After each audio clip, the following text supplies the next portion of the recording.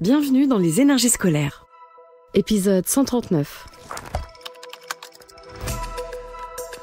Extra classe. Buongiorno a tutti, mi chiamo Maria Valeria, ho 33 anni e sono un'insegnante da un anno in una scuola media. L'école, on en parle beaucoup. Mais est-ce qu'on l'écoute vraiment? Les énergies scolaires. La traduction, c'est je m'appelle Maria Valeria, j'ai 33 ans et je suis prof dans un collège, ça fait un an. J'enseigne sur des collèges, les collèges Les Paroussioles des Perron et les collèges des Gex, et c'est à côté de la frontière suisse. J'ai les niveaux des 5e, 4e et 3e. Buongiorno. Je suis italienne, donc je viens de la Sardaigne, en dessous de la Corse. Et donc moi j'ai appris le français parce que j'ai commencé à l'étudier au collège.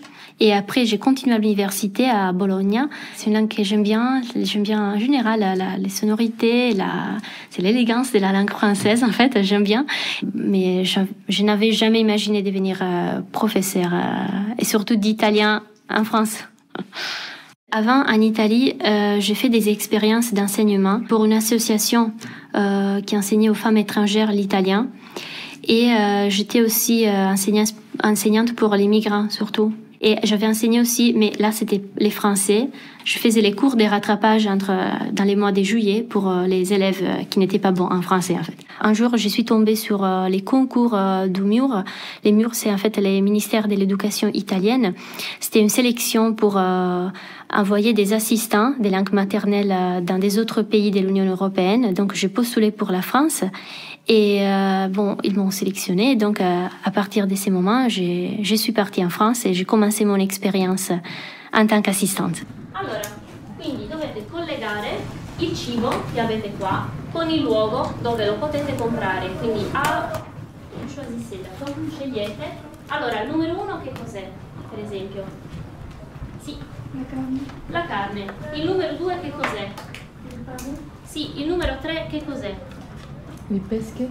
Non pesche, ma il pesce, ok? Cette année, moi, je suis prof contractuelle dans l'Académie de Lyon. Et donc là, vraiment, c'est les grands débuts cette année. C'est complètement différent. Quand j'étais assistante, c'était pas moi qui choisissais les séquences à faire. Par contre, cette année, c'est moi qui doit gérer soit côté administratif, soit l'organisation des séquences, soit la discipline. Et là, effectivement, c'est plus compliqué. J'ai décidé d'être contractuelle cette année parce que je voulais vraiment connaître les travails, voir qu'est-ce que c'est. Et après, parce que les CAPES et l'agrégation, ils sont très compliqués. Et donc, je devais apprendre plein de choses.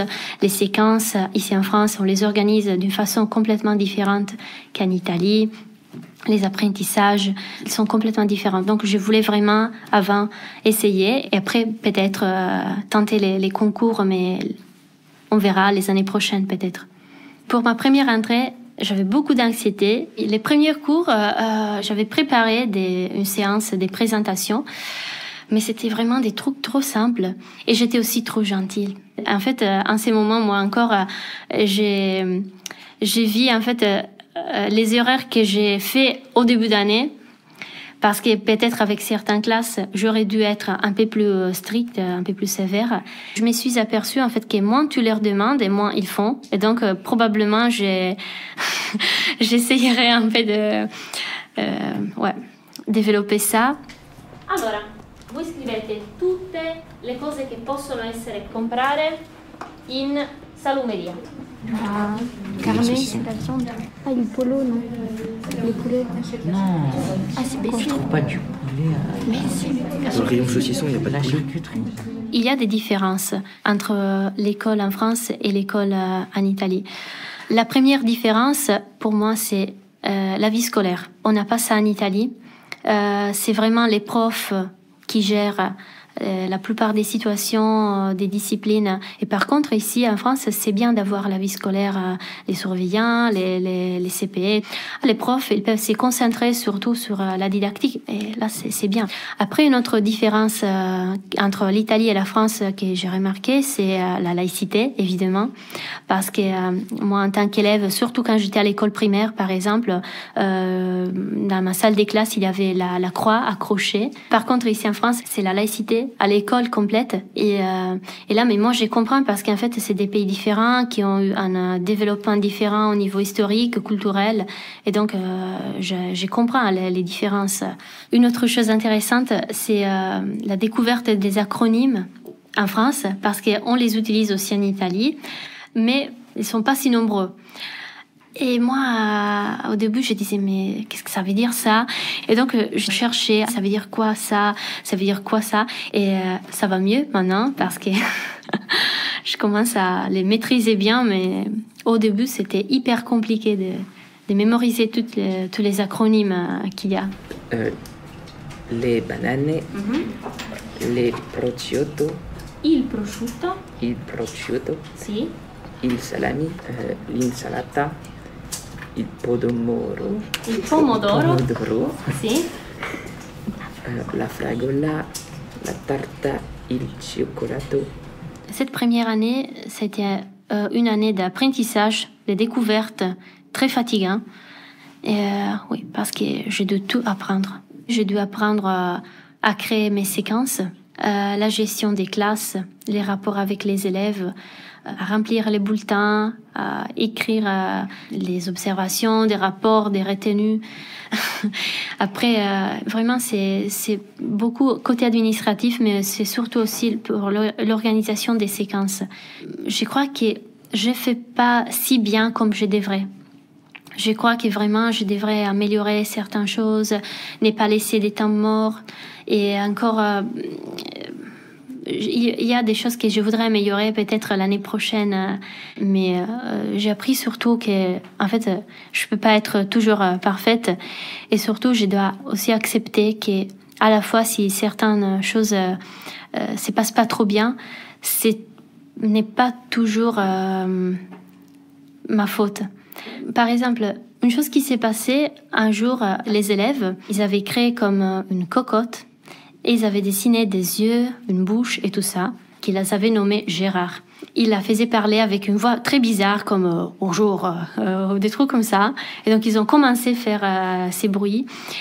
Et moi, j'ai dû intégrer Gérard dans la séance. Donc, il a fait aussi, alors, oui, tu poses la question à Gérard. Et là, alors, un peu, ils se sont calmés.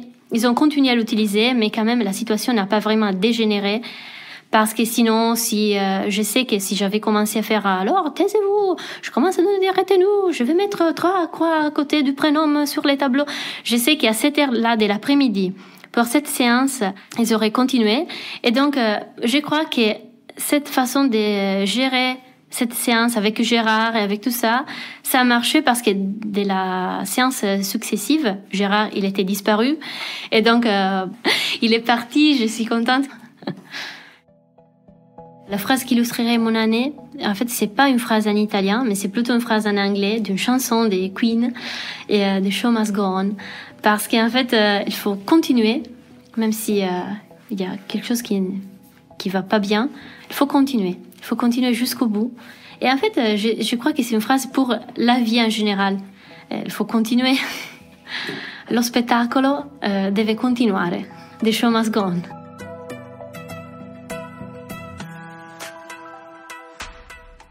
Vous venez d'écouter un épisode des Énergies scolaires. Si ça s'est bien passé, n'hésitez pas à laisser un avis sur votre plateforme d'écoute. À bientôt sur Extra Classe. Une production Réseau Canopé 2024. Extra Classe.